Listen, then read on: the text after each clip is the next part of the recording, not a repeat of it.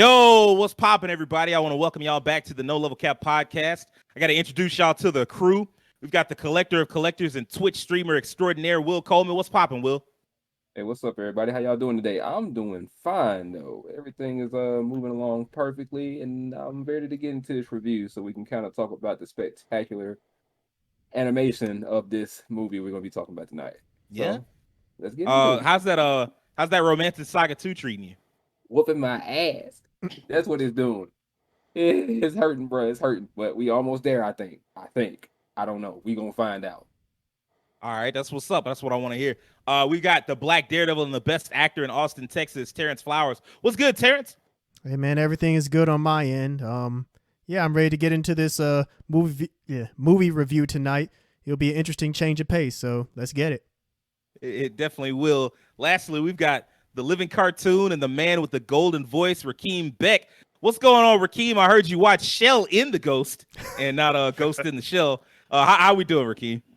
I'm doing fine today, other than possibly watching the wrong movie. But you know what? We're going to figure it out, and we're going to do a review anyway. There's lots of Ghosts in the Shells to get into. I'm going to get into a different one. We definitely going to do the review, yours and ours, regardless. Yeah. But don't lie to the audience and be like, possibly the wrong movie. No, you watched the wrong movie. That's what happened. And it's okay. We done it. That's partially on me. It was a lot of films. So I already told y'all, well, first off, let me get this last part out of the way. I am Sage Ashford, the man who won't shut up. Y'all know on the No Level Cap podcast, we talk about all the anime, all the gaming, none of the bullshit. We're back, episode 30. Y'all know No Level Cap goes live every Monday. If you prefer the video version, we're on YouTube. If you're a fan of the audio, we're live on Spotify as well. And we've got clips of our podcast up on TikTok and on Twitter. Come check us out. Now, I wanted to get all that out of the way so we get into this movie. So I wanted to, at some point, I just got tired of thinking of like, okay, what new topic can I come up with? What's the new trending topic? Like, I at some point I wanted to come up with I wanted to simplify this for us a little bit, and I wanted to make it easier on myself because I hate watching anime movies because I don't like watching movies in general. I'm not a big movie guy. I only watch Marvel movies because I'm a superhero fan. If it wasn't for that, I wouldn't be watching that many movies at all. But I'm missing out, on certain experiences, a certain part of discourse and shit like that. And so I was like, let me two birds at once. I get more content for this, more ideas for this, and then also I get through some of these anime movies that I never got around to watching. And so we started it off with Ghost in the Shell, the 1995 film by Mamoru Oshii. And I've never actually seen Ghost in the Shell. Have y'all seen it? I know the answer for Rakeem. Have y'all seen it, Will? Have you seen it, Terrence? It's funny. I had never seen it myself. I ended up buying it because I said I'm gonna watch this one day, and the podcast gave me a reason to. See, I knew it. I knew I was helping somebody besides me. I've seen. Terrence, sorry. I was just gonna say I've seen bits and pieces of it, but never as a whole. I'll put it that way. So it was good to watch it now. It's probably better to watch it now than when I was younger and some of the stuff just kind of fly over my head. So yeah. This is one of those films that let's go ahead, Rakeem. What's up? Oh, so I did see parts of the standalone Complex movie when I was younger. It used to come on Adult Swim, and I watched some back then. It was a while ago. No, Keem, what you saw back then was the show. You saw the actual standalone Complex show. There you go. There you go. We get into that a little bit. But yeah, this is definitely one of the most iconic films. It was so iconic that America decided to steal from it and give us a movie where a woman named Scarlett Johansson played a character named Motoko Kusanagi. I don't know who thought of that, but hey, anything's possible, that type shit. So I'm like, I didn't know what to expect coming into this film. I didn't want to watch it at first. It was weird. It finally got time to the day because I had a lot of work deadlines, stuff like that. And then finally it got to all right, if you're gonna do a podcast about this movie, you gotta actually watch this fucking film. And I last night and today I was like, man, I kind of don't want to watch it. I just wasn't in the mood. And I finally sat down and once I really started paying attention to it, because I started watching it late last night at 4 a.m. 5 a.m. Yeah, I was up late. I was up super late. Real 1 hours. Yeah, Man. that's beyond real. That goes back to loser hours. I loop back on around. So I was. It was like 5 a.m. and I'm sitting there watching it, and I'm like nodding off. I'm like, it's kind of interesting, but I don't know. But I like snapped out of it, and like about 3 hours ago, I was like, let me go ahead and start this film. Get to it. Let's get into it. And like once I really started paying attention, I couldn't take my eyes off the screen. Now I'm not necessarily saying whether that's a good or a bad thing, but like that's what wound up happening. I got to a point where I'm like, wow, okay, yeah, this held my attention throughout. It's always a good thing. That part is a good thing. Okay, so the first thing I want to know is, what did y'all think of the film? You can save your ratings or whatever. I would prefer if you save your ratings to the end. So let's just give me like a general. What did you think of it? Will, what did you think of the film? Generally, I'm not gonna lie to you. I enjoyed it. It it did the same thing to me. It kind of held me in place like this, and I kept asking myself, "Is this really from 1995?" I mean, you can tell by the aesthetic of it, because like I have the 25th anniversary Blu-ray, so it kind of maintains a lot of its like the word for it is like older feel. It kind of maintains a lot of that, but it has like better audio and so on and so forth. Except for like one part where they kind of goofed it, but we ain't gonna talk about that. But I enjoyed the movie from top to bottom. It definitely will take multiple watches if you're an older person. If you're younger and you watching it, it's gonna be a cool movie. If you're older, watch it twice. You're gonna see some things. Uh, I I agree. Like I think regardless of your age, I think you should watch it multiple times just because it's True. kind of a dense film to me. I caught a lot of it, but like there's still some parts of it where I'm like, I probably missed some stuff. So I mean, like at some point, I can see myself going back and watching it again. Terrence, what did you think of the film? I think that it's interesting that a movie like this was made when it was made. And you know, I don't know if something like this could be made today or not, in the same way anyway. I guess we'll probably get into it later, but one thing about this movie is that they just kind of like toss you into this world. There's really no explanation as to how things, well, there's an explanation of how certain things work, but we don't really get an explanation on the characters, on like what Section 9 is exactly and all that stuff. It pretty much just, you just tossed right in and you kind of just learn as you go. Really, the film is more about like the philosophical ideas of what it is to be human and like the difference between man and machine and etc. Overall, I did enjoy the film. I thought that it's you know, it's just really cool just to go back and watch older movies like this just to see how we've progressed, and just seeing that old grainy feel of like cell animation and the mixture of CG was just really cool. You could tell that a lot of blood, sweat, and tears was put into the work, and to my understanding back then it didn't do that well when it was released in theaters initially, but it gained more of a cult following as it was released on VHS and, you know, of course other formats later on down the line. But yeah, overall my thoughts on it, that I enjoyed it.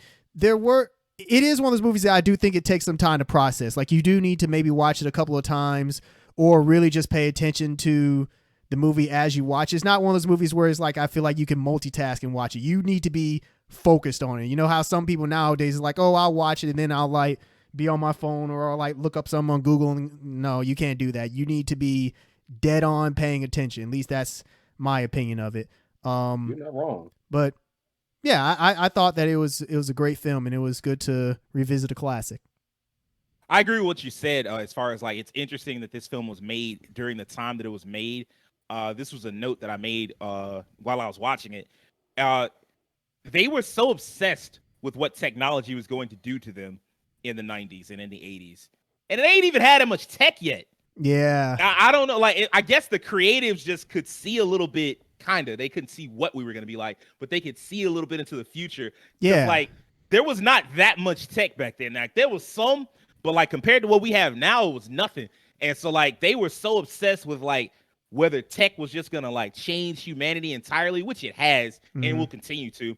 But, like, to see how concerned they were through, like, things like Cyberpunk, like literally, like not just the video game, but like literally the setting Cyberpunk, Blade Runner, RoboCop, all that kind of stuff that was out back in the 90s, and it just affected them so deeply. Like I don't know what happened that affected them so deeply that they would create media like that and media like this.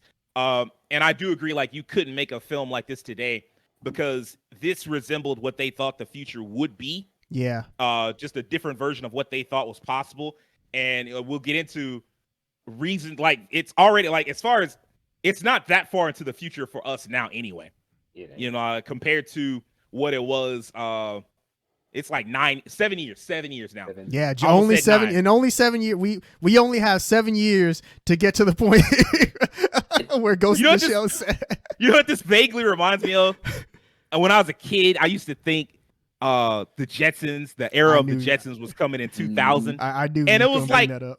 1996, and I'm like, yeah, in 2000 we're gonna have flying cars. And it didn't occur to me until I got much older. Well, not much older, but like a couple of years older, where I realized, like, wait a minute, they ain't working on no flying cars right now. Where the fuck them flying cars gonna come from?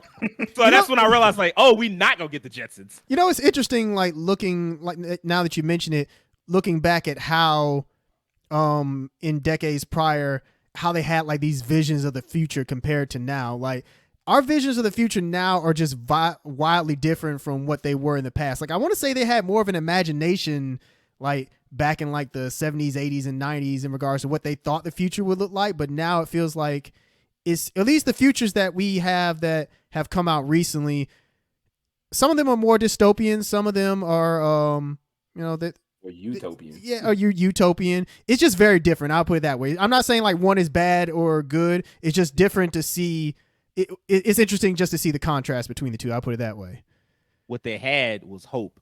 That's what they had back then. They had hope that like you get like a crazy feel, like, and that's not always true. But like you think about like going back to like with the 1900s, like the World's Fair, where they show you the car of tomorrow and the technology of tomorrow. And they show you all that shit. Yeah. Like we've always been obsessed with what the future was going to look like at some point.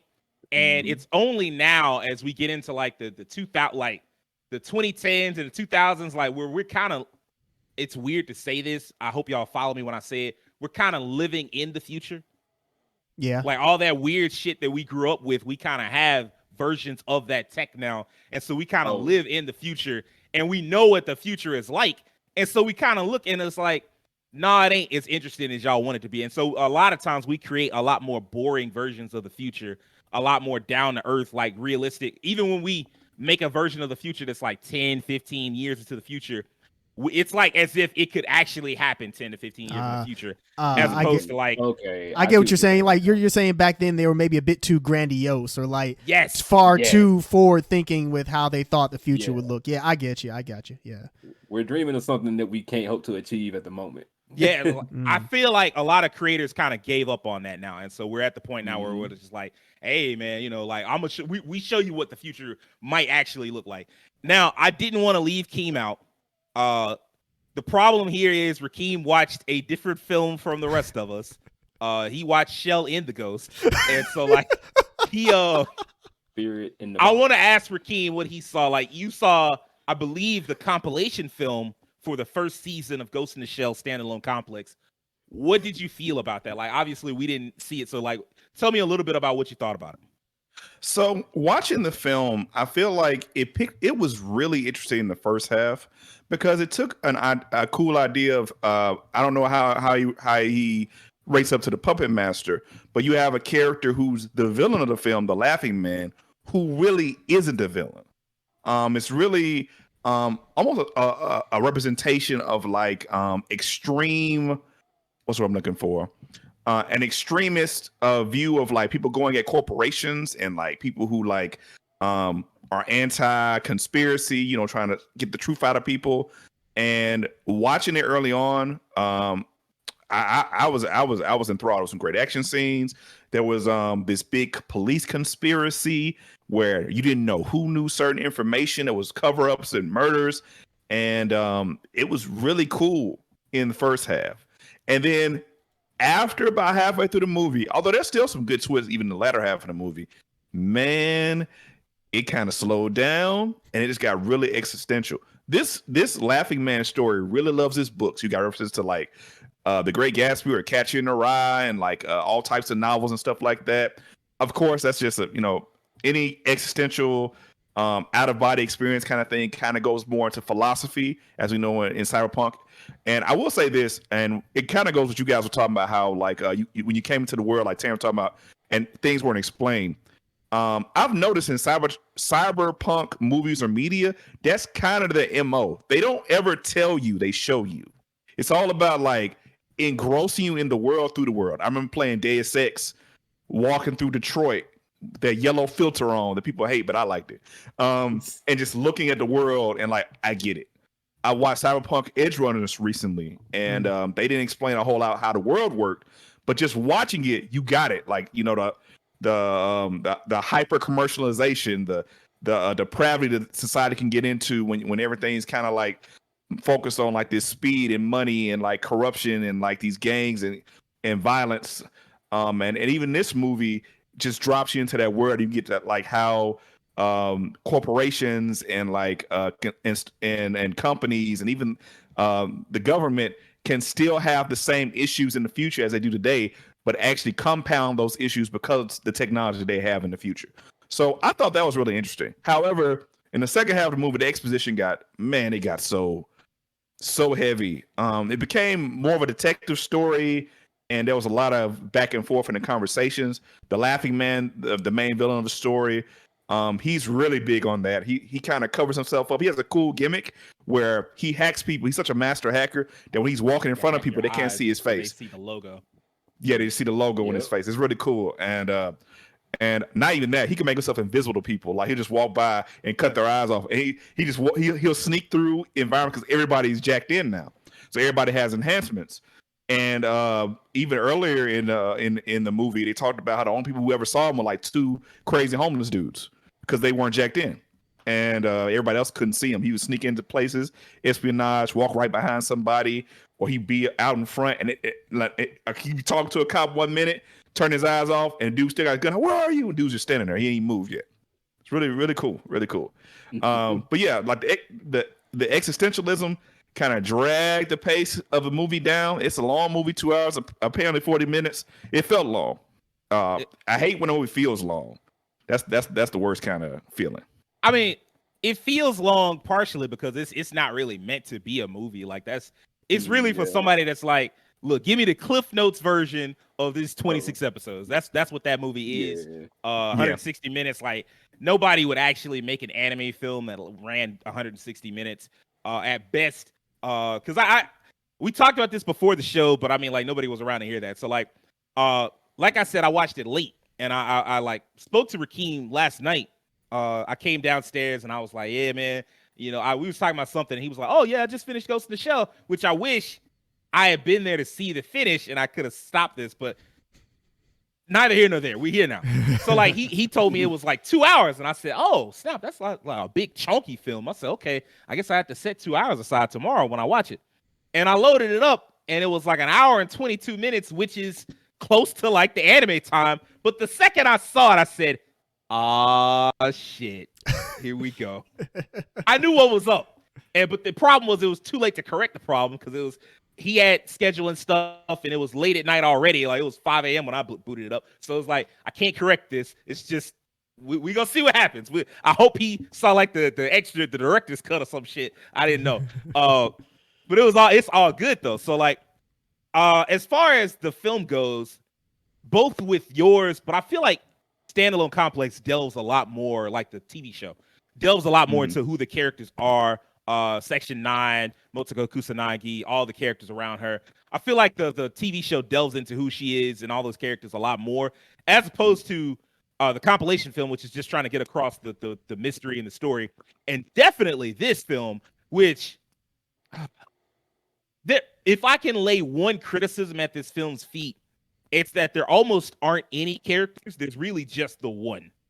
There's just Major Motoko Kusanagi. Like, nobody else is developed enough. Like, Bato's kind of developed a little bit in that you get the sense that he clearly has a crush on the Major.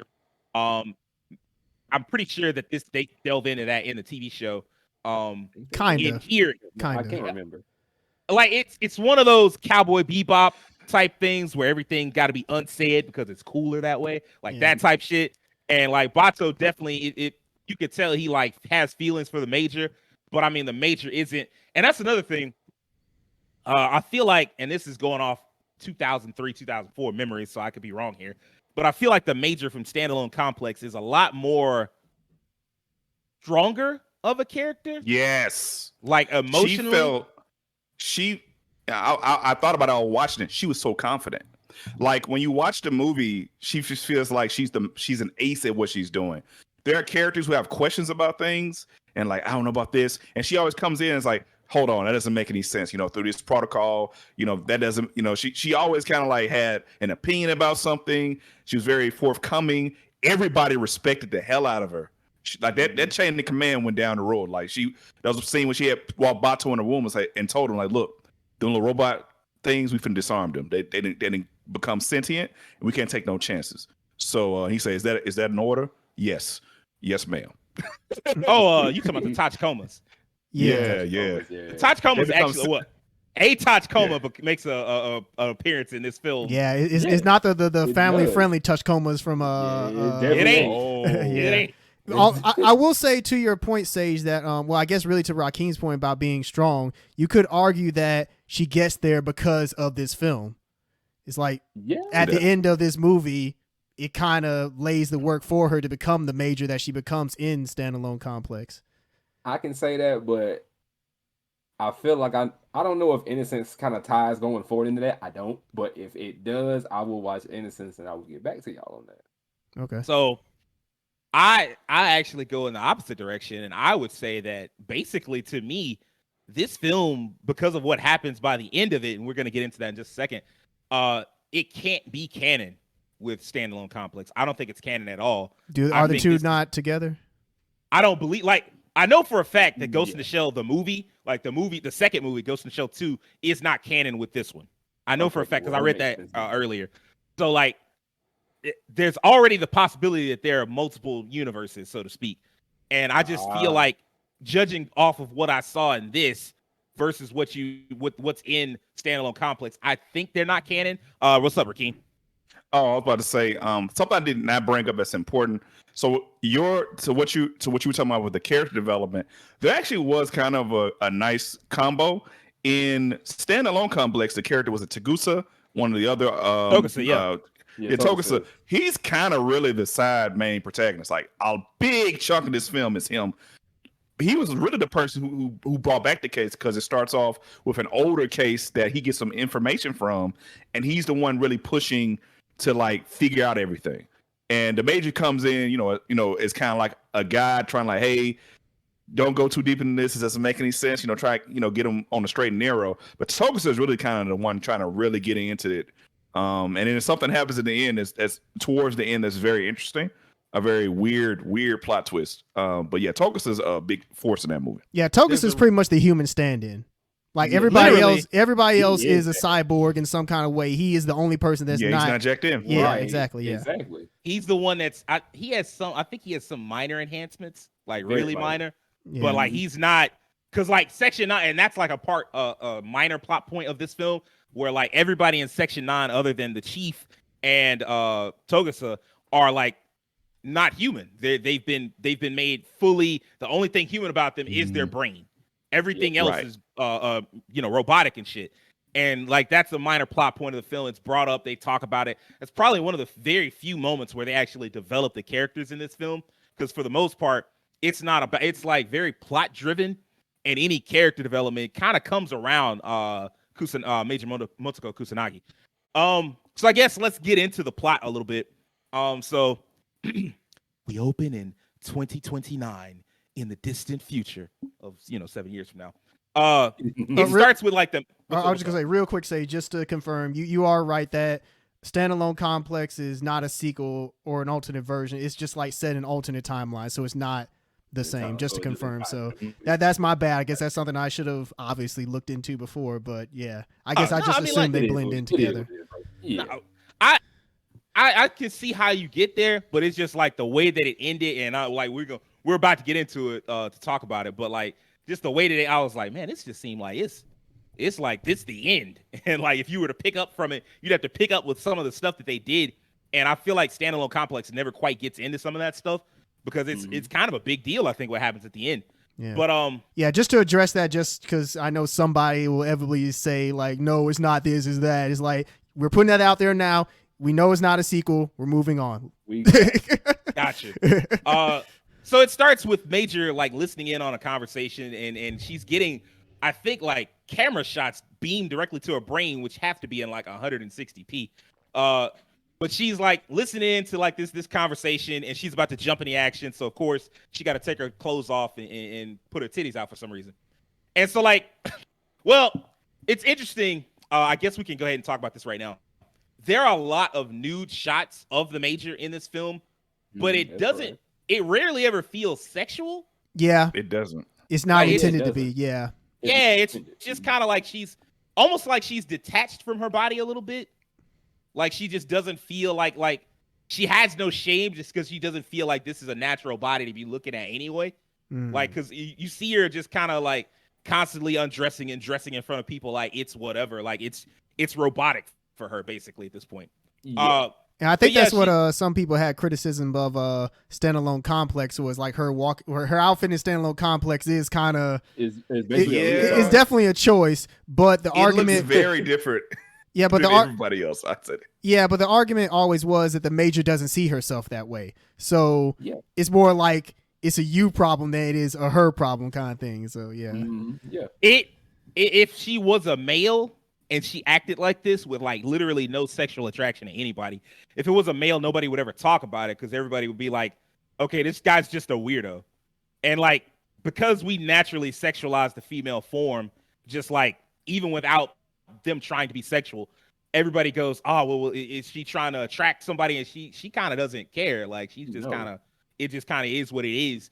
And so like what winds up happening is they're like trying to deal with some mission from like Section 6 where they I remember specifically there's a part where they're like, oh, we're butting into Section 6's business, and they're like, yeah, but I mean like they're not gonna do nothing no way. We got to get our hands dirty. It's us. So like, yeah, we Section 9, we get our hands dirty. And so they pop in, and there's this diplomat, and he's trying to get a programmer. I forget the programmer's name, but they're trying to get the programmer out of the country, and like he's defecting, but that's illegal. And you know, some of the police show up, and they show up with the guns, and they blowing everybody out. And to which like the diplomats like bodyguards respond with these dope ass suitcase guns that came out of nowhere. And the guy's like, hey man, put them guns up because he's got diplomatic immunity, and he thought he was straight. I hope somebody I you called say you. dipset. No, I'm hoping Dipset? somebody caught that reference from Lethal Weapon, because the dude was just like, he literally said, I have diplomatic immunity, to which the Major was like, denied. She like popped through the window and was like, oh, is that what you got? And literally blew the dude to shreds. At which point I should bring this up. Man, the body horror in this film and like the gore in this film is insane. Like so many like destroyed body parts that they just show just like fucking exploding and shit. I'm like, guns ain't supposed to do this to people. Like, I know guns fuck people up, but not like this. Hey man, guns in the future, maybe. Shit, you ain't never lied. You know what? I think that might be a hallmark of the cyberpunk genre, or at least this film set the standard for anime, because I watched Edge Runners and I was thinking the exact same thing. Watching Edge Runners, I was like, wow, the guns are just destroying these people. Like heads are blowing everywhere, people getting bifurcated, blood and everything. Violence. Well, I think that's I think probably a hallmark sorry, go ahead. of that time. I said that might be a hallmark of that time, because I'm not gonna lie, that film came out in '95, right? Yeah. If you kind of rewind the clock back a couple years, there were definitely a few shows kind of sitting out there from like the late '80s to like that early '90s area, kind of like that had a lot of that body horror and that gore in the shows. And I'm not gonna lie to you, when you look back and you kind of see some of the names of those shows, maybe like probably Violence Jack, or what is it called, Geno Cyber or something like that, stuff like that. Yeah, that's kind of like a mark of that era. So that kind of Jack would be the sequel to Devilman Crybaby. Oh, really? So that one a little bit more, a little bit less that, because that's from like the 70s. It's like an adaptation of a manga from the 70s. We're getting in the weeds. We're getting in the weeds a little bit. Yeah, we are. So like the Major, she pops in, murders the guy while he's negotiating. He's basically gonna talk to Section 6 to get his way out of the situation. He's gonna be like, hey, you know, I've got diplomatic immunity, and you're gonna let me go. And the Major's like, I ain't letting shit go. Blows the dude to pieces. And then we find out why she's naked. She has this weird form of, I think they call it thermal camouflage. And she just sneaks out and it's like this really cool effect where she's like falling out of a window, and like her body just all of a sudden just goes invisible, and all you see is like the the crowd below and like all the traffic and shit, and she's just gone. She's out of there. And then that's when you get your credit scene, at which point you see that it's being worked on, like the directors Mamoru Oshii, also known for working on Pat Labor 2, not the TV show. The movies? Yeah, the one of the movies at least. That, and I think he worked on Genro, if I'm not mistaken. The Wolf Brigade film. So like, well-known director, known for like doing movies about themes about like how humanity interacts with technology, shit like that. And then of course the person responsible for the mechanical design is Shoji Kawamori. I just want to bring that up because he works on Macross, and Macross is the shit. Anyway, so as she's leaving, they do this like really long credit scene and shit, and they show like, I think it was supposed to be like the camo washing off her body. And at first I was like, man, you know, at first I was like, man, this is really like a lot of fan service. But it took me about maybe 5 to 10 minutes of the film to realize, like, no, this isn't fan service. Like, this is intentional. Like, they're showing her like just not unconcerned with nudity because she just doesn't feel like it's her anymore. I guess they also want to maybe like lay the line between like showing like this, even though this is a cyborg, this is somebody who is very much meant to be like appear as human. Yeah. You know. Yeah. So they get into it and they start talking about the person they're looking for. And the person they're looking for is called the Puppet Master. And he's this guy who can like ghost hack you through phones. You pick the phone up, you talk to him, and all of a sudden he's hacked your brain, which I was like, holy shit. Also, y'all think we're still going to have payphones in the future. How adorable. Which gets back to the whole thing about like how obsessed they were with technology, even though they didn't have that much of it. Like, they had some of the same tech that people had in like 1970, and they're like, oh man, the technology in the future is going to be horrible. And all they could think about is like phone, like an advanced version of a phone that you'd still use a payphone for, as opposed to like just having a phone that you can take with you anywhere. So like there's this point where they start looking for, they start chasing down these garbage people. Like they basically trace down like who the person they're looking for is, like this garbage man that's been driving around and he's like being hacked and shit like that. And that has one of the coolest and saddest scenes of the movie to me, because like they're chasing the guy down and there's this cool car chase scene. At which point they do a thing that actually can't be done in technology, and I don't think it's gonna be done in the near future.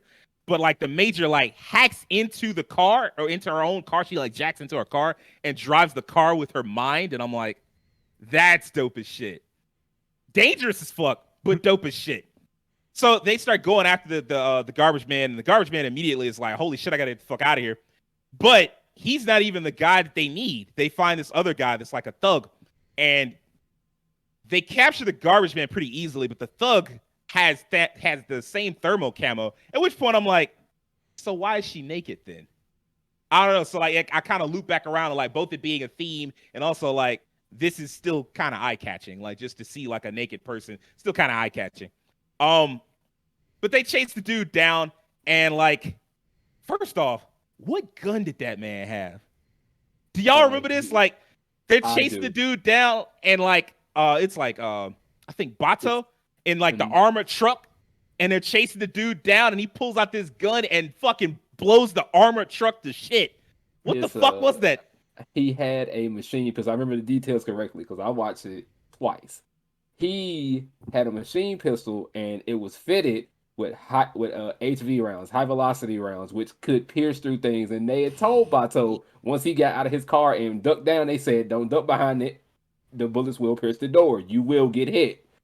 And that's how he blew up the armored van, with a machine pistol. He ain't never lied. That gun was doing crazy damage, bro. So like after that, because they're still trying to chase down the Puppet Master, and so like they hit this chase scene. They're running through, and it's like a fascinating chase scene because he has the thermal camo up, so effectively Bato's chasing nothing. Like he's just running, and you can't actually see. And it's like good camo too, because like you can barely make out who are the kids. Because like, you know, sometimes they'll do the invisibility thing in films or in games, and you can very clearly see the outline of the person. Yeah. This, it felt like you couldn't see the outlines at all until he just started knocking people out of the way to get out of there. But they chase him down to like this dead end, and like the Major pops in, also in her camo, and like, well, his camo stops working, hers starts working, and she just starts beating the shit out of him. And they beat him, take his gun, and the dude's like, I'm not gonna talk. There's nothing you can do to make me talk. And Bato's like, why would we ask you anything? You don't even know your own name. Turns out being ghost hacked can erase your memories. Like you can, like when you get ghost hacked, you don't know anything anymore. And like you only know what they've told you. And they start naming really important things that you should know, like memories from your childhood, what your mom's name is, all that shit. Just fucking gone. Puppet Master just fucking erased it all. So like they can't get any info off of him. And in the garbage man that they captured, there's a bit where he's talking to his garbage man partner. And this is like probably the saddest thing in the movie and probably the most predictive thing in the movie when I think about it. He's talking about like, oh yeah, you know, I'm watching my wife. I'm trying to make sure my wife isn't cheating on me. You know, she already gave me the divorce papers. She's going to take my kids, man. This is just fucked. Now, I wish I told you that part earlier because I kind of gave away what happens. All of that ain't real. Like he was doing all this, trying to look in on his wife and shit like that. And he has no wife. He has no kids. He's been living by himself for 10 years. They're questioning him and they're trying to get information out of him.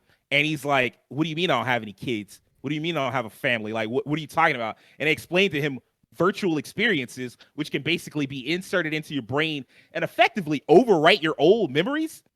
And like, I don't know about memories, yeah. And so like a couple of things came to me when I seen this scene.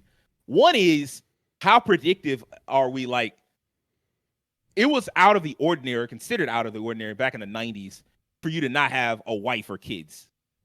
That is considerably more normal now, and especially more normal in Japan now, where people are just like grown adults with jobs and like no family, no nothing, just living by themselves in a shitty apartment. And I was like, wow, you didn't mean to predict the future there, but you kind of did.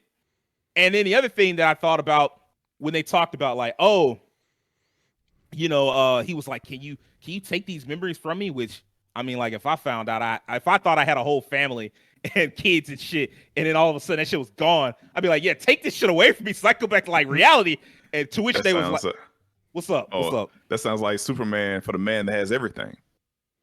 Oh, yeah, it is exactly like that. The Black Mercy, where it just makes you think you saw, like, that's exactly what happened. And like, the problem was in the actually, no, it's just like the Black Mercy, because like you couldn't erase those. Like, you had a memory of what you lost. And so like, they were like, hey, man, can you take this out of me? And they were like, no, there have been a couple of successful instances, but for the most part, we can't recommend that to you. You just going to have to live with these fake ass memories and know that they're fake. And I was like, holy shit. And then that made me think how in modern society now, and we're not to that point yet where you can insert false memories, but where we are at is a point where if you get enough propaganda of any type, you can effectively be brainwashed. And like you can be thought to think that there's things happening around you that aren't happening, that there are places that are doing things that they aren't doing things. You can be told that there's a fucking, I don't know, a pizza parlor with a basement with some shit going on, but it ain't nothing in the basement because there ain't no fucking basement. Like technology now has gotten to a point where it can fool us into thinking a lot. And that, let me ask y'all this. How predictive do y'all think that film was in terms of like tech? Terrence, did you think, like, how much of that film did you think, okay, they got this right versus like, wow, this is way too far off or this isn't going to happen? One thing that's interesting about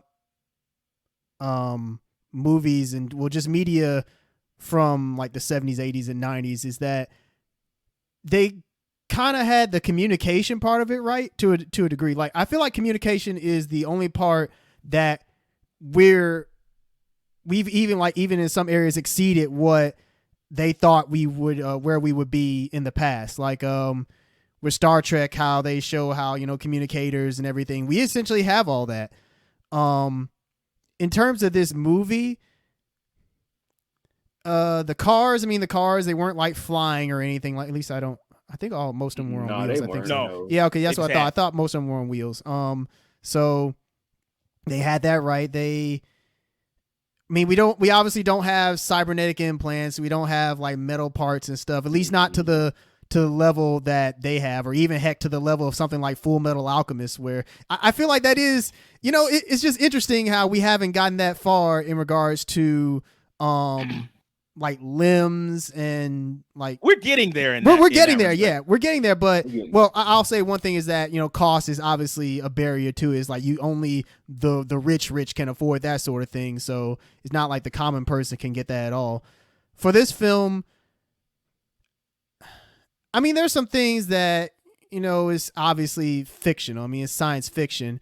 But I think in regards to communication, like how they talk about the web, I guess maybe that's what it is. Like the web, I think they kind of had the right idea in that we are all eventually going to be connected. And, the internet was in its infancy around that time, so they couldn't have known exactly how things would be now. But they were somewhat on the money in that we're all kind of like wired into the web and some. I'll put it this way. For them, it's physical. For us, it's more so maybe digital and mental in a sense.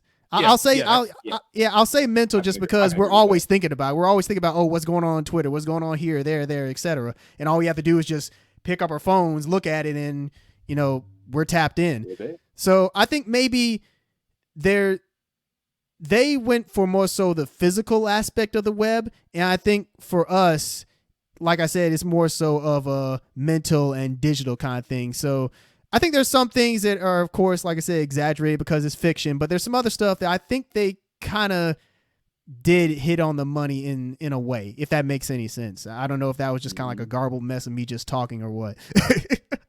No, Like you kind of had it right as far as like it being more like physical in the movies, because that's visually more interesting than what we actually do. Like they get information. She had to like jack in a car. They happen to have like a certain spot, and it's like, nah, like we just have a phone. You pull out a phone. You just like type into Google, which they would have no concept of a search engine back then. Yeah. I think search engines existed, but like not to the extent. Do that you we have now. Yahoo? Yeah, Yahoo. I think this predates Ask Jeeves. Yeah, and Ask Jeeves was like what, early 2000s, maybe like late 90s or something. Very late 90s, very early 2000s. They were we were a Netscape Navigator. That's what we were. Yeah. Yahoo, Netscape Navigator, like that type shit.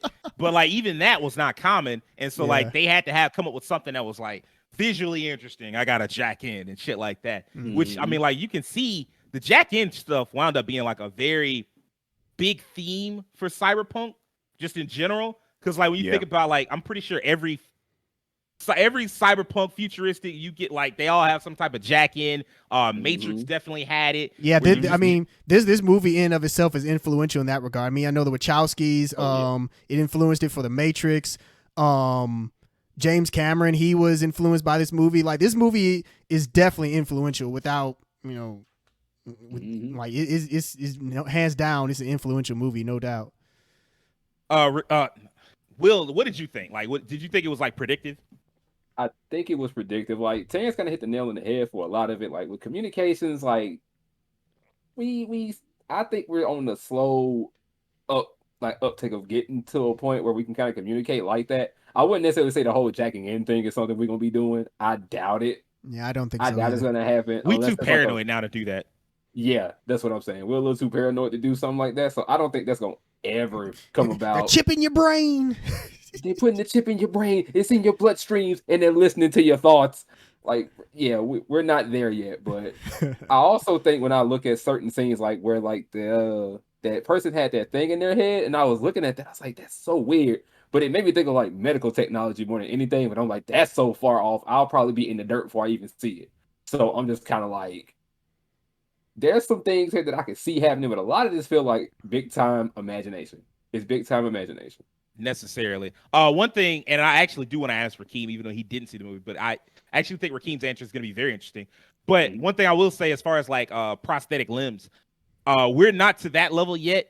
And even if we got to like prosthetics that were common, they got prosthetics to the point where they'd rather have the prosthetic than have the human flesh because it's so much more durable. You can do so much more with it, that type of shit. So I thought that was like, we've got a long way to go. Yeah. But Rakeem, the interesting thing is you saw a film that was set, well, not set, but made like 8 years later. And so we're a little, they were 8 years further into like the digital revolution, 8 years further, like the tech is more accurate and that type of thing. So did that tech feel more accurate to you, to what we have now and what could happen in like, say, 15 years from now? The tech, I know one thing that stood out to me was like watching the cars, like these cars look really realistic. Like they're like there's some stuff you can do in the cars, but they I guess they came to the realization that we weren't as close to flying cars back then as you were now. They got that right. But surprisingly, the tech wasn't a thing that I felt like carried over to modern day as much. But what did carry over was something in the plot. The Laughing Man concept, just like basically something going viral. Like the Laughing Man's approach, like this kind of counter government, counter corporation entity, resonated with people to the point it became a celebrity, like the concept of like an online kind of celebrity that people liked, and people who actually got so into him they mimicked what he did and tried to follow his footsteps. And it's also very interesting that there's another concept in this film. This is kind of a spoiler, but who cares? These movies are old. You find out the Laughing Man concept, that the Laughing Man had the incident that happened with him. He kidnapped like one of the directors of a police or whatever 6 years prior, and apparently he kind of went into hiding. What he found out later was that corporations saw the popularity of the Laughing Man and used him to target their opponents for corporate espionage. And it was it was kind of interesting to me when I think about how now people use propaganda specifically to target against their enemies. Kind of like you talking about, like everything on the internet isn't real. It's true. People utilize propaganda on the internet, propaganda through like Facebook ads, or like I've seen it, Facebook or algorithms, stuff like that, to just have negative association with a specific person, a specific group, a specific corporation. Once you see something over and over and over and over again, you don't even realize it that you dislike something, but it's because you've been subtly told to dislike it for years. Of course you're going to dislike it. That was something that was very interesting to me watching this film. It's like corporations and like even the police to some extent manipulating the presence of this character, the Laughing Man, for their own ideals. Sort of how we use influence today with ads and using them for productivity, or in some case, like I said, for like elections, or like to talk against another opponent. Those are things that kind of carried over that I think were pretty accurate. That's what's up. Like I figured it would be a little different, or like a lot different, to be honest with you, because it did take place so much later, and really a matter of 10 years, like that was all it would take to get like a more accurate representation of what the future would look like. Because like they had no, like they were so in the dark in 1995 compared to 2004, or I think I'm pretty sure the Standalone Complex, the OG TV show, is like 2002. But even that, like that was so much more advanced compared to 1995. Like the tech jumps were insane over the next 15 years. Every couple of years, it was always just like a big jump. And so things become like more and more accurate to look, when you look 10 years down the line, it's more accurate in 1995 than it is in 85, and in 2000 than it is in 1995, and so on. So we go back to the film, and I believe at this point there's this, after they have the chase scene, there's this really weird sequence of establishing shots where they're just like panning around and showing the city and showing like the city actually didn't look that much different than like a regular city would look. You got to see all the dirty spots and like the places where people just kind of still living their lives and shit, even though they got all this tech. And then eventually they kind of get to this point where a nude woman is standing in front of a truck, and she doesn't move. She just kind of looks at it, and the truck is moving way too fast, can't slow down quick enough, smacks into it, kills the woman. Except it's not a woman. But we'll get into that in a second. There was a conversation that Bato and the Major has, like, because it turns out the Major she loves diving. Mm-hmm. And it's weird because, like, and Bato points out, he's like, why the fuck are you diving? And I guess she had, like, these special flotation devices that helped her come back up to the surface. He's like, why the fuck are you diving? You understand you could sink down there and die, right? And she's just like, yeah, I kind of like the feeling of anxiety and hopelessness. And as I float back up, I feel a sense of hope, like I can be something other than what I am right now. And there's this kind of like sad conversation where the major is you can tell the major is unsatisfied with her life as it is, but she knows that she can't leave Section 9. Section 9, like, because she's full android, she has to have her body maintenance, like she has to have her body repaired and has maintenance done on it and all this other shit. She didn't have a choice out of that. And so she's kind of attached to Section 9 and her life is just one way now. And like Bato is also that way and he understands, but he's just kind of more okay with it. He's just kind of like made it like, all right, I'm all right. This is what my life is, and it just is what it is. And they talk about some of the benefits of having a fully cybernetic body. They talk about how she's like, you know, it's crazy. We can sit here and drink all day, and then at any moment we can kind of turn on parts of our body to like metabolize the alcohol, and it's out of our system in like 10 seconds. And I was like, holy shit, that's incredible. But then also like just to be effectively a slave to like Section 9 because somebody's got to pay for those upgrades and pay for the maintenance and shit. So like they kind of have no choice because their body will eventually fall apart without it. But they skip ahead a little bit and you get to this point where you find out the body that got the woman that got hit isn't a woman. It's actually the puppet master. Like they found a way to get the puppet master to hack their way from their body into like a body they designed to be inside of a shell that they designed, made by the corporation Megatech Body. I think you're right. I think that's right. I think you're right. I think it is like Megatech or something along those lines. At which point I realized, like, man, and here's the thing, Keem. You talk about corporations, and I do believe that was a big deal for Standalone Complex, at least the first half. Second half with the Individual 11, I think had more to do with war. But the first half, Laughing Man, is a lot to do with corporations and businesses and like and the government and shit like that. This isn't that, like, at all. Like the corporation stuff barely comes up. All you know is that Megatech Body are pretty much the only manufacturers of like the shells that they use, like the actual robot shells. Like that's pretty much the only manufacturer, which says some things. And like if y'all, you know, if you frequent viewer of our podcast, we've talked about how the dangers of monopoly and shit like that, and like monopolization and corporations buying one another and shit like that. And so like that's in the background, like a little background thing that I noticed. But for the most part, they don't talk about that. Like they mostly just talk about like this case, the puppet master. And so they're about to like try to get information out of puppet master because he's been doing all these ghost hacks and crimes and bullshit.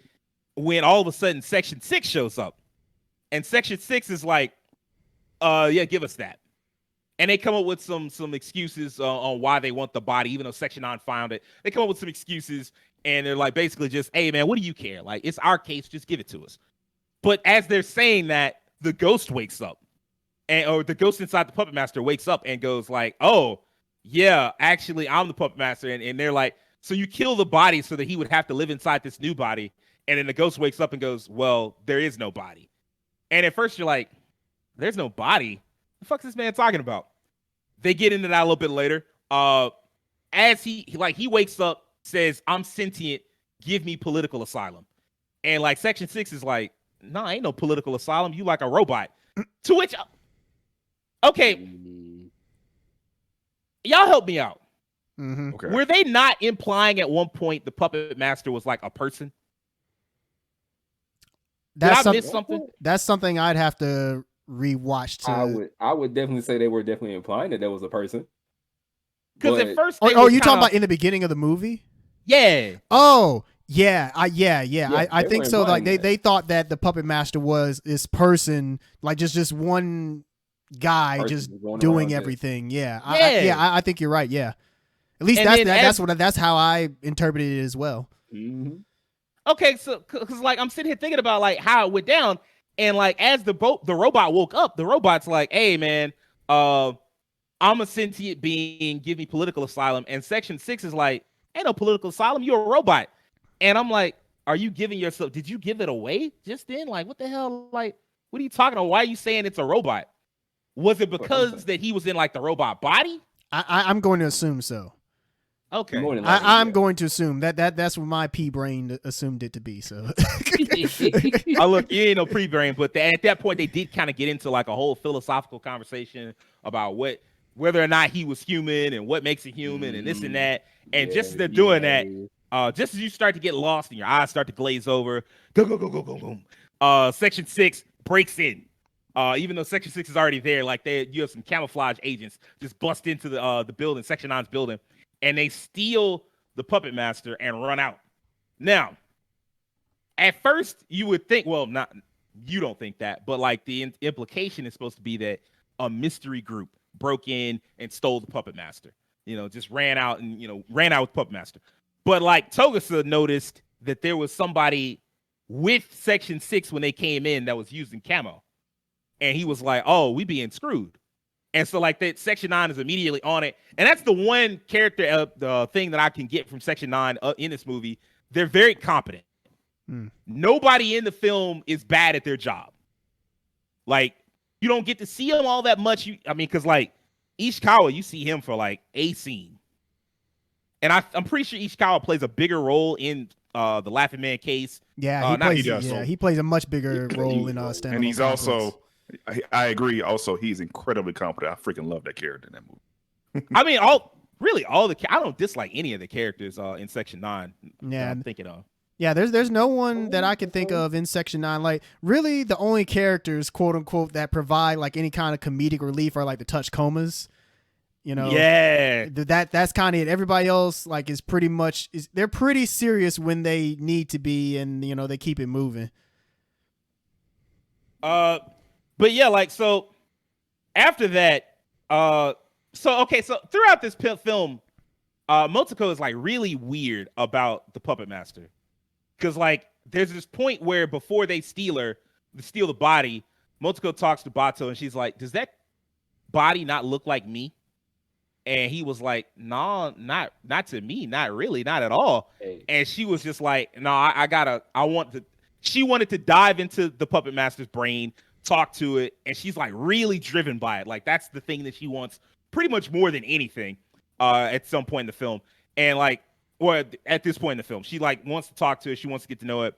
And one thing that I skipped over is that earlier in the film, when she's talking to Bato, they're like on a boat, and she just came back from diving, and she talks to him, and she goes, "Oh no!" They both hear something, and what they hear is like, if I'm not mistaken, well, I know I'm not mistaken because I looked this up. What they hear is like a Bible verse. They hear, I think it's 1 Corinthians. Yeah, because I wrote it down. I know what you're talking about. Yeah.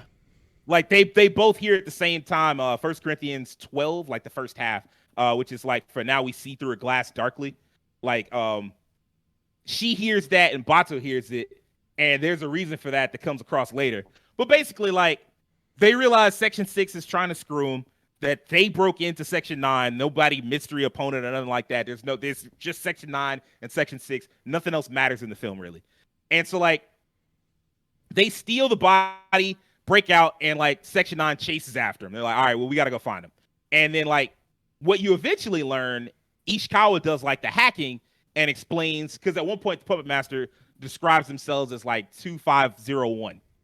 And you find out what that is. It's an AI program. And it's designed to hack into people, specifically diplomats.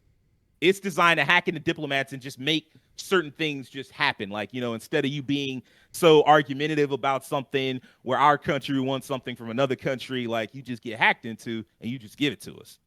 And I was like, holy shit, that's like big, like, holy shit. Like, they kind of gloss over that. And I'm like, man, if you had to do a series on this, you'd have to come back to that. You'd have to come back to the idea that they were creating AI that could basically brainwash you into agreeing with people politically, which that's another reason why I was like, I don't know if this is going to be canon.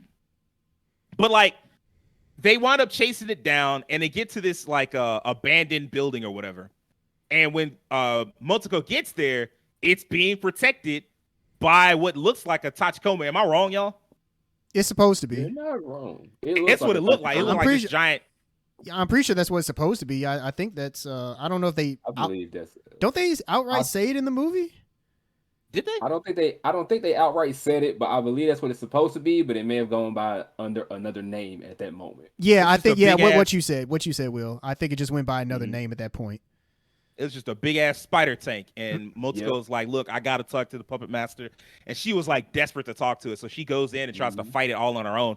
By the way, the people that stole the puppet master, they do like some cool spy shit where they oh, here's a decoy car and another car, and they track down that decoy car, and my god, like I never wanted to see a dude's rib cage blown the fuck open like that. Bruh. Them guns again. What was in them bullets, bro? Like the dude Adamantium. He never lied, man. All I see was dude chest all out. I'm like, if I see that, whatever the fuck going on, I surrender. Hands up, like, please don't do to me what you did to that guy. Them ain't bullets, they bullets. Bullets. Bullets. I guess the idea is to show that even though you're in a body of metal, you can still get this work. You can still. It is like because Keem talked about this, the opening to Cyberpunk Edge Runners. Yeah.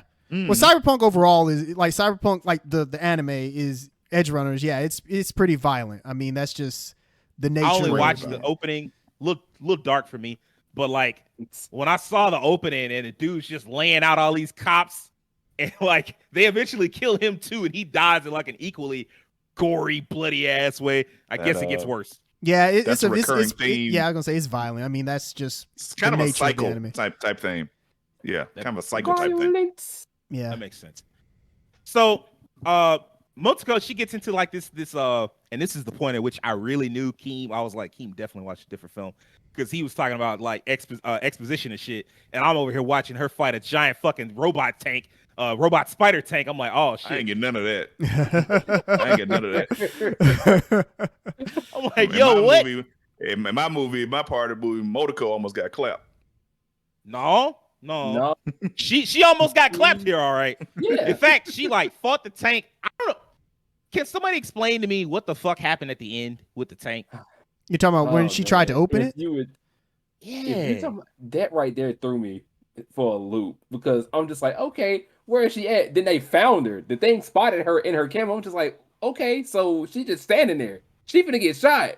But then it shows her just lifting. I'm like, what are you doing? The animation at that point is insane, and it's at that point that you again remember she's not human for obvious reasons. But like before what happens, like, okay, so she's fighting the tank. She hops like there's a lot of gunplay and shit like that. Now there's two problems here.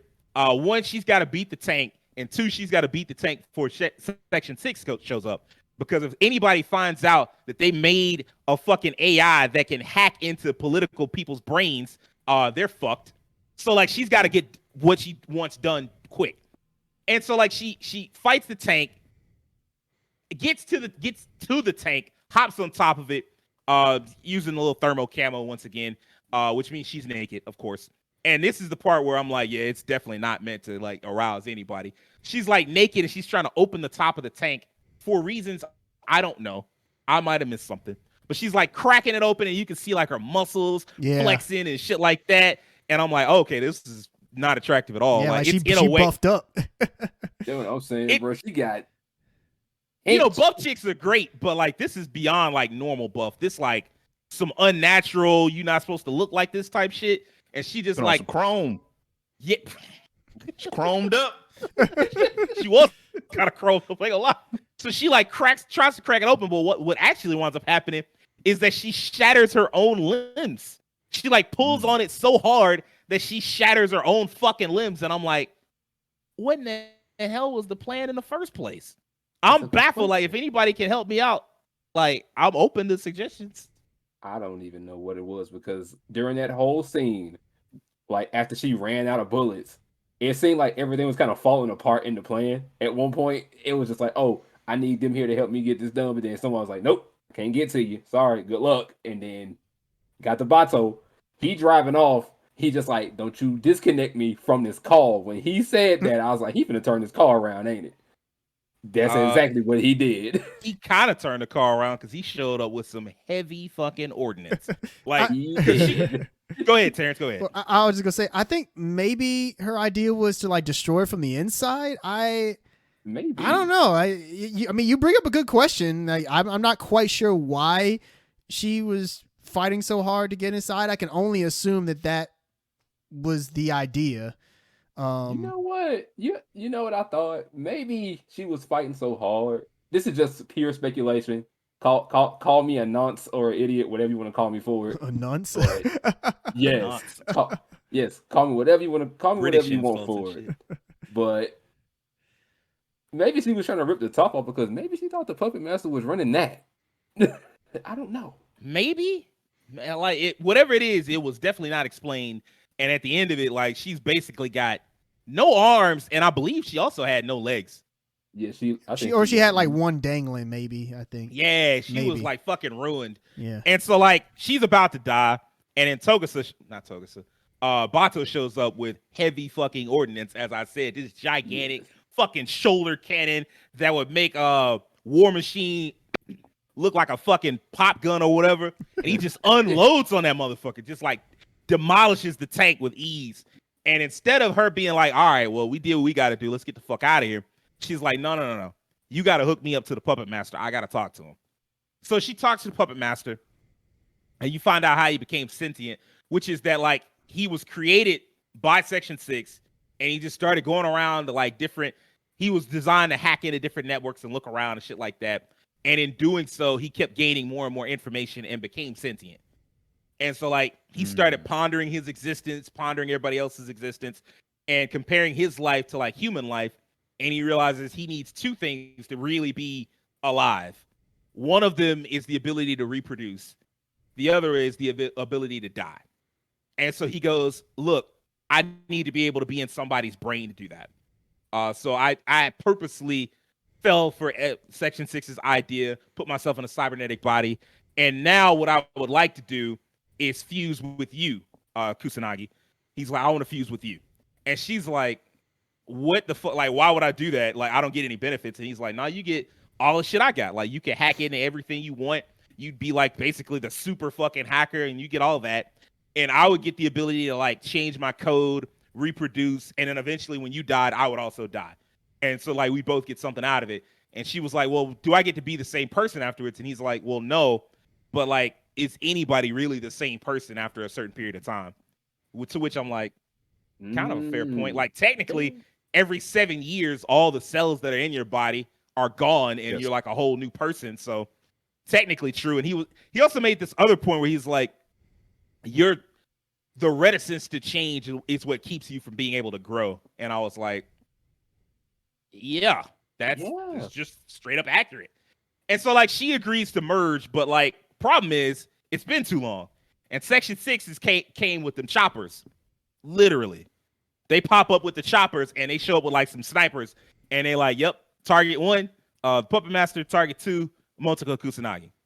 Bato manages to save just her head because everything else gets fucking obliterated.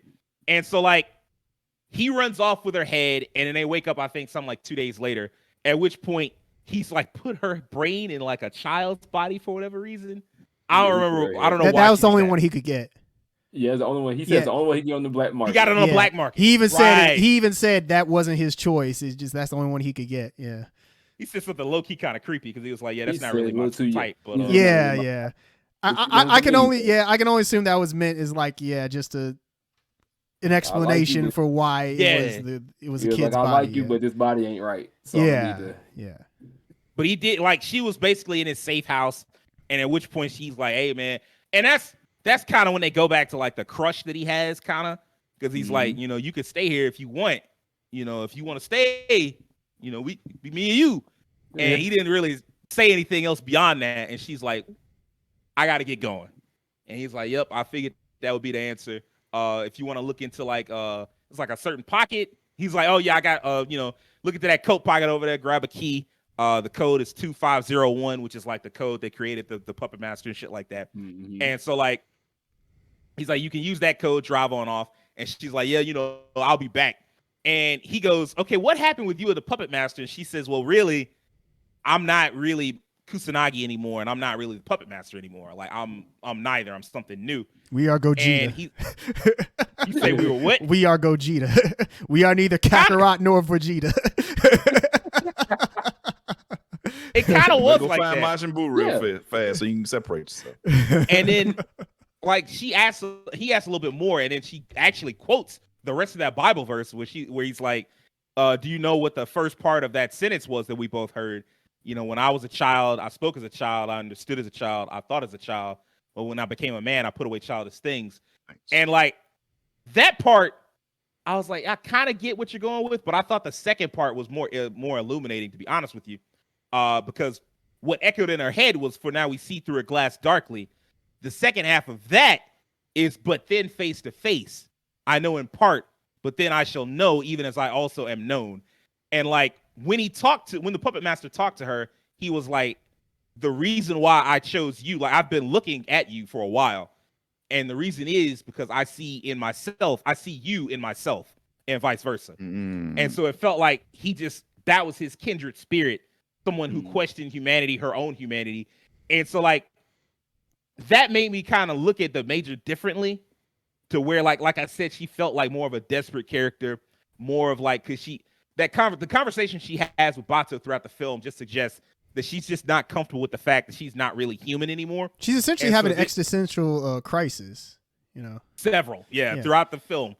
And I guess fusing with that gave her a way to, like, I don't know, express herself better or like think about herself differently.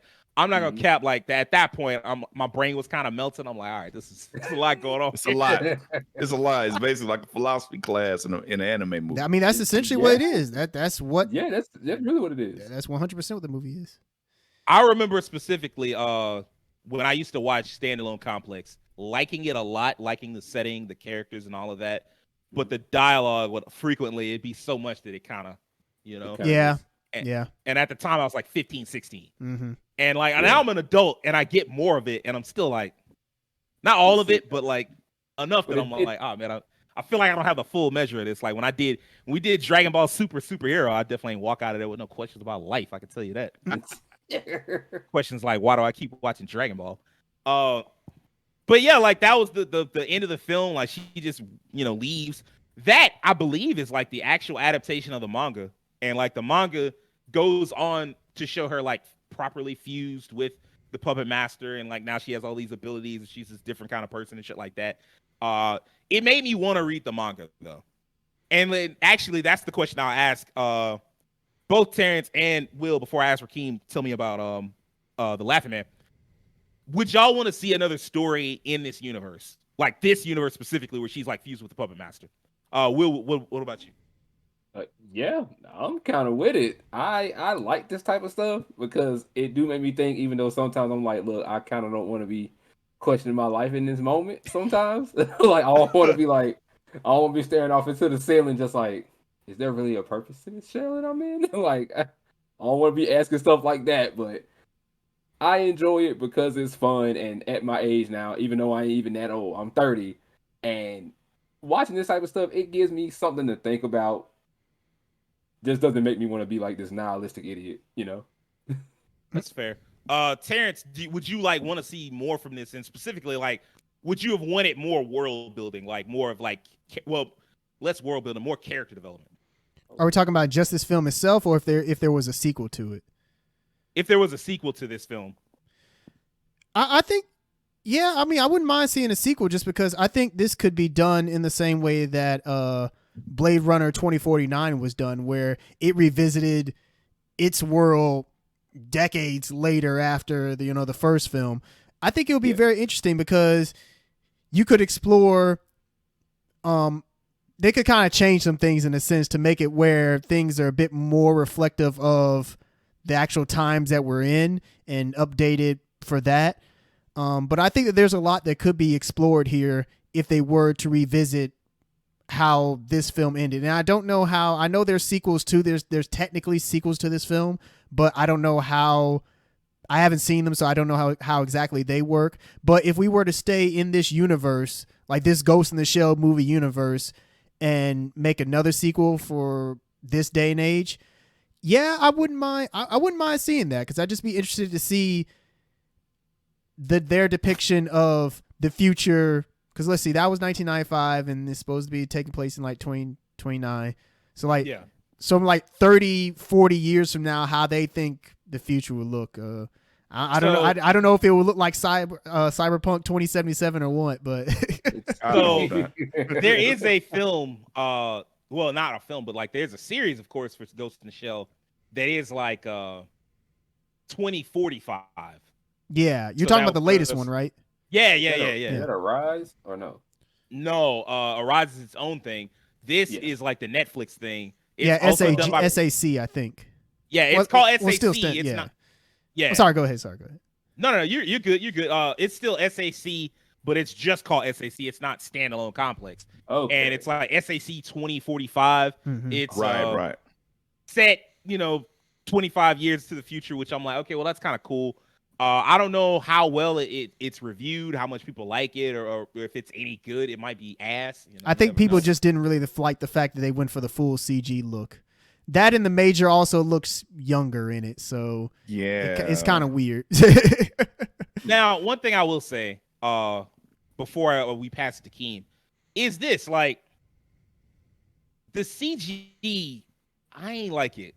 The CG that I saw, I wasn't really into it. I would prefer just like straightforward cell animation. Now, having said that, I had to go see this movie through nefarious means, and so like I didn't get the full 4K HD type quality. The shit looked like what it would have looked like if I tried to watch it back in 2004. That's what it looked like. So like it was kind of blurry and shit. It had like quite the graphics that I wanted it to have. Well, not graphics, but like the look that I wanted it to have. Like even like that cleaned up 90s look, I would have wanted that. So like maybe I kind of hold myself, and it almost makes me want to like buy it or like rent it, from Amazon or some shit, just so I can see what it looks like in all its like 1995, but like cleaned up. What do they call it? Remastered. Yeah. The remastered 4K glory. I'd love to see something like that. But yeah, Rakeem, you want to tell us about the Laughing Man and like how the story played out? How did they catch him? That type shit. So the Laughing Man story, how it played out. So I don't want to get too far into it because we've been going kind of long now. But how it played out was the Laughing Man was a character who was starting to interfere with like they had a police investigation. There was an officer who talked to I cannot remember that guy's name, the brown haired guy, the normal guy. Togusa, yeah. Togusa. Thank you. Talked to Togusa, gave him a lead that, hey, I got something here. I think it goes all the way to the top. Turns out the guy who gave Togusa that information died in a random car accident. That is the early part of the film. And from that point on, Togusa is like, something ain't right here. And he basically goes to his chief about it. The chief and him talk about it. It's like, all right, I don't know if it's true or not. We're going to look into it. And so when they get to some information is leaked to the press about what happened. And Togusa, the guy who informed Togusa, had some photos he sent to him in the mail before he died. And by analyzing the photos, Togusa realizes that like in the Laughing Man investigation, the photos look like random people just like, everyday life. And I was like, what's going on? And it's like, okay, with dog, with family, with wife, with this, what's going on? Who are these different people? Turns out those people who are on the case, like the detectives on the case. And it turns out they had been implanted with monitoring devices without their knowledge. So that was a very, very big problem. And that was what caused the whole police investigation to happen. And the police basically had to get in front of it. It was like, oh, this is bad. And they were like, look, this guy put this stuff in his office without their knowledge, because he got too, invigorated about the case. And no, he's fired. We had to get him contained. We apologize for what happened. And in the middle of him having conversations, one other police officer stands up, and through his mouth, another person is talking, and it's the Laughing Man. He's basically said, "Hey, why don't you stop lying? I'm be honest with you, man. I don't like if you be lying. I'm gonna give you some time. You'll try this again. If I catch you lying, it'll be your last time lying." Basically, that's how you introduce the Laughing Man. Like, whoa, what is this? So it kind of was like, it started from the premise, I guess, of the original Ghost Shell. People were kind of like people getting hacked. But that's not where it really leads to. You think that's where it's going to be like going to? Because later in the film, they try to, protect the police officers, the police chief, when he's at conference because they think he's a target of a Laughing Man. But it turns out that the Togusa and the chief and a lot of people get suspicious. They're like, something's up about this. And they figure out that like, it feels like the Laughing Man is being arranged on purpose by the police to basically like hey, here's the Laughing Man. He's interfering with us again, but this time we're gonna stop him. And they found who the fall guy was. And they found his location. You see the fall guy, who's the guy who's acting like he's the Laughing Man, but he's not really the Laughing Man. He's hacking into stuff, and the chief is already prepared. You can notice he's prepared for the Laughing Man to attack. Only thing is, the person who was acting like the Laughing Man got killed, was murdered, and at the conference, some people really come at the police chief and try to kill him. And then that's when they find out about, like, there are people who actually are sympathizers for the Laughing Man, for his cause. And they're like, and they thought they were being hacked too, but they found out that none of them were being hacked. They were just people who like really bought into his idea of like going at corporations and things like that. Even though in this case, it was being manipulated. And that was a big part of like the early part of the story where I felt it got really interesting, was that the police or whoever was using the Laughing Man as a representation to like a scapegoat. Persuade. Yeah, a scapegoat, and persuade everybody that he's an extremist and he's using for their own ends, even though it wasn't him. The problem was they ran to the real Laughing Man, and he was like, "Nah, cut it out." So, long story short, so I don't want to go too much into it. They found out Togusa tracks some information to like this medical clinic, and he goes in there to investigate. And it turns he's dealing with these kids who are basically all day tasked with creating like code for networks to protect them, like these giant strings of code. They're like kids who have like mental deficiencies, but they're like targeted because they're highly intelligent too, and they literally all day just code, hundreds of them, code all day, hundreds of them, boom, boom, boom, boom, boom, boom. So Togusa's like, Laughing Man could be here. This definitely sounds like something could happen. So he gets in with the kids. He tries to provide for some information. And then one of the kids, he's like, "Oh, the chief's coming. Chief's coming today." And the kid's like, "Shut up. What are you talking about?" And he's like, "Who's the chief?" And he's like, "No, we ain't going to talk about it." So Togusa's like, "Okay, I'm going to figure out who this chief is." Like, he goes snooping around, and he opens up like this thing, gets some information into some tiles. And then he opens up this metal condition. He sees the Laughing Man symbol, and on it says, "Oh man, I forgot what the exact line was. Basically, it was to the effect of, if I was deaf and dumb, would they be noticed?" I can't remember the exact line. Yeah, the lines that go around the circle. Yeah.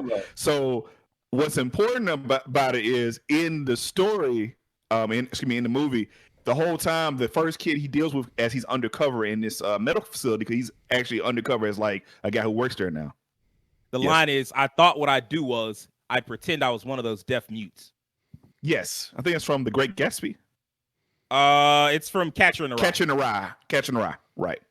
And so what happened was, he literally, while he was there, was carrying a kid who was a deaf mute. But the kid wasn't deaf mute. It was the Laughing Man the whole time. So that was like the big kicker. The kid he was carrying around the whole time, pushing around, this kid who didn't speak no words, he didn't have no emotions, and they talk about he was the Laughing Man the whole time, this young teenage kid. So he becomes so you figure out who the Laughing Man is from that point, and he's kind of inserted more into the story physically. He kind of goes around, gives more information. So to really get a long story short, the big part of the plot that I think that's the most important here is that you find out that the Laughing Man's whole goal is to expose this conspiracy that these pharmaceutical corporations had, where there's this disease that happens with people who are cyberized, who have like a lot of metal in their brains. I think it's called cybertuberculosis of some sort, where their brain literally hardens from the effect of a cancer, and it literally hardens their brain and eventually just pass away.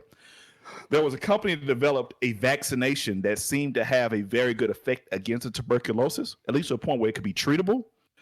And it was blackballed because at that time, there was a big push for micro machines to be brought into the market. And at the same time, other corporations, like a specific company that was involved, were like, "Look, forget that. We need to get this micro machine stuff in through, and if this vaccine comes through, it's gonna cut into that." So it became this,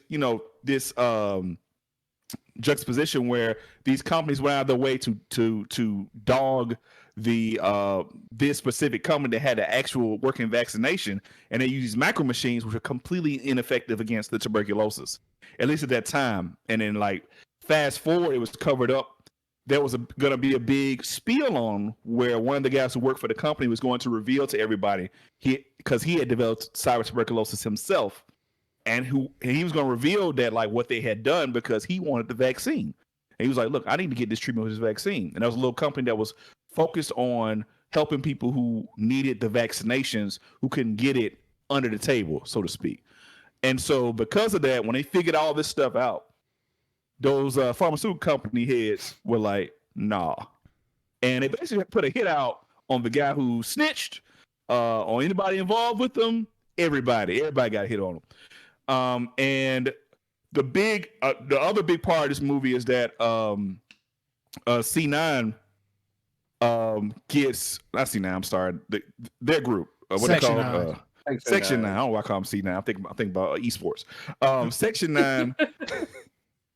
Section 9, as a result of this, they get entangled in these corporations. They basically get framed for going at a corporation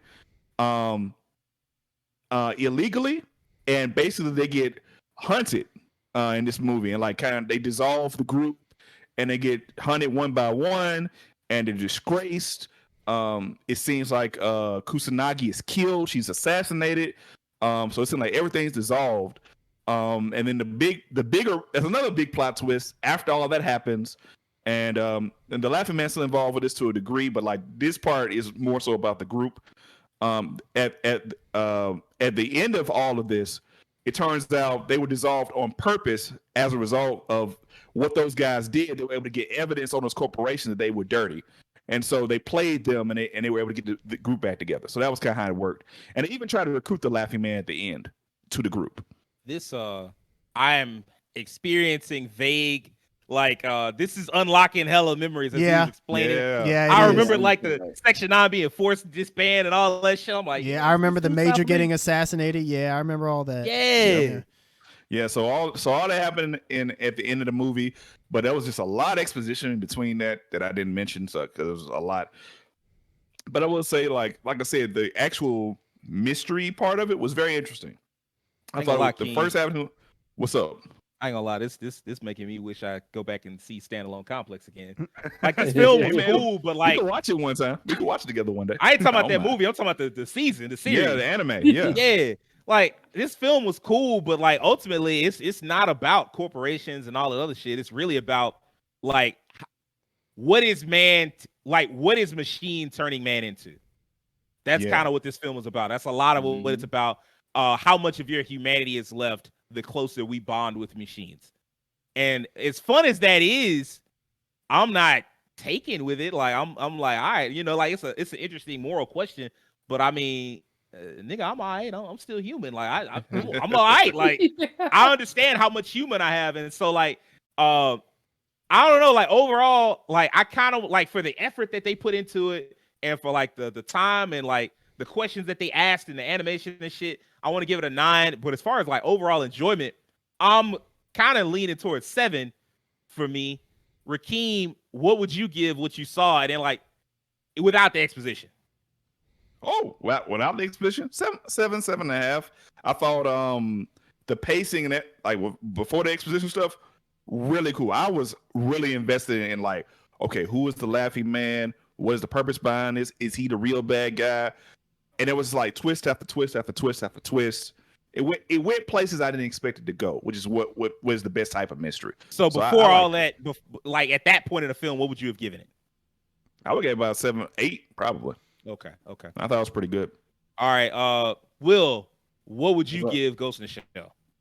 I would give Ghost in the Shell like an 8.5, especially for all the philosophical things that it kind of throws at you.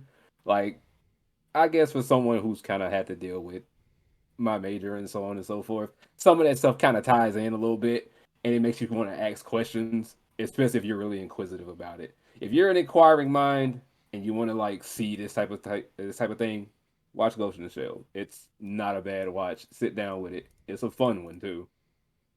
All right, Terrence, the last word is yours. Technically, what would you say you give Ghost in the Shell? I think I give it a 9. I was almost leaning towards like 9.5. I think I'll give it a 9.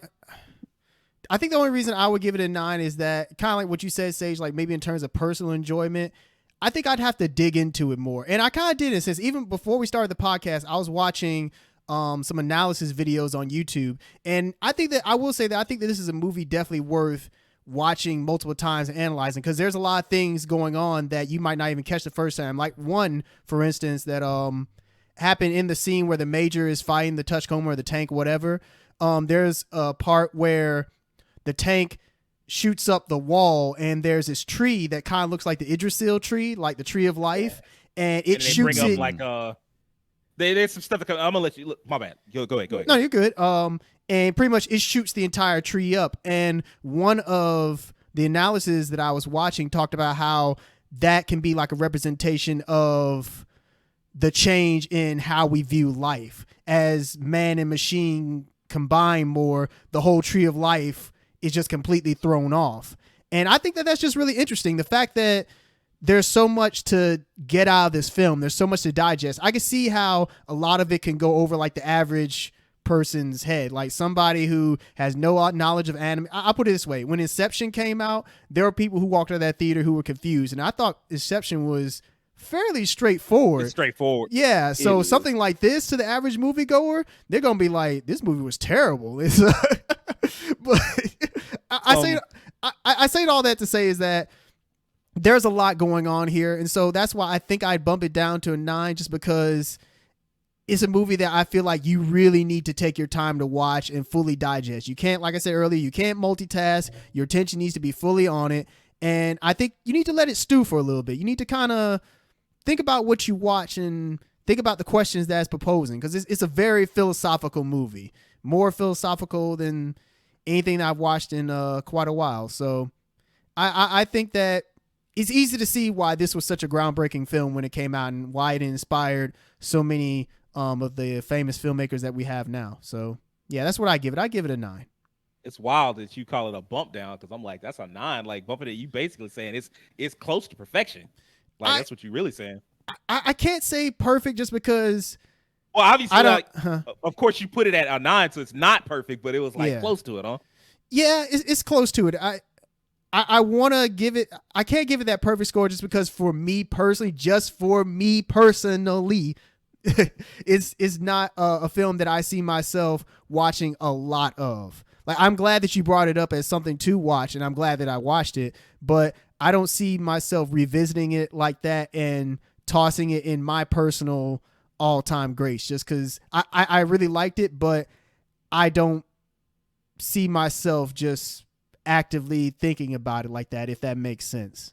You know, no, it makes it. I acknowledge it, like this is one of the GOATs of anime movies, like no doubt. But just for me personally, I don't see myself watching it that much or thinking heavily about it after like a week or two. I'll put it that way. I mean, I see so much. I consume so much media at this point. It's hard to like think about something for longer than like a week or two. But like part of the reason I docked it is just off personal enjoyment. Like if I had to say how I personally felt about it, that's why I gave it a 7. Like a 9, it like if we're talking about what it achieved technically and how many people it inspired, then I would push it towards that 9.5, because it is just that technical, like that. What's the word I'm looking for? It's a technical marvel. Yeah, like a landmark. It's a landmark like type ass film. So like I'm like, it's a 9 for that. I mean, it's but, up like, there with Akira easily. It's up there with Yeah. Akira easily. But it made me like, I don't know, it kind of bummed me out, and like I kind of missed the confident Major that Rakeem was talking about, because this character, she isn't that.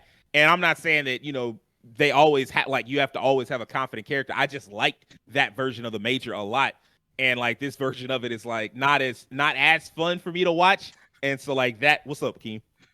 I was thinking about like the confident Major. Like there was parts in that movie where in Standalone Complex that did such subtle things that they never talked about. There's a scene when she gets up out of her bed and she's like, I don't know, listen to news or something. You could see just 2 like naked women in her bed. Oh yeah, just I hanging do out. remember that. yeah, I remember I that do too. remember Yeah. that. That's holy shit. This Never film- talked about them. Never showed them. They never had a conversation. They were just there. This TV Never show is mentioned a enough. lot more memorable than I thought it was because like I was I still know, just right? Now I gotta unlocking memory Hey, after I mean, memory I remember watching it for plenty of Shit. nights on Adult Swim. So multiple yeah, times. So I'm gonna have to pull the set out. I'm gonna have to watch yeah, I'm gonna have to again. get back into that one. But like as far Yes, as the sir. film goes, like the personal feeling, like it hit me like a 7, just because like I couldn't connect with it as well as I wanted to. So, but overall, like solid film. All right, I think that's gonna wrap it up for this week's episode. If you enjoyed it, I need a few things from you. I need you to do us a favor, hit that subscription button on YouTube, follow us on Twitter and on TikTok, tell your friends about us, and do me a personal favor and have an excellent week. Peace.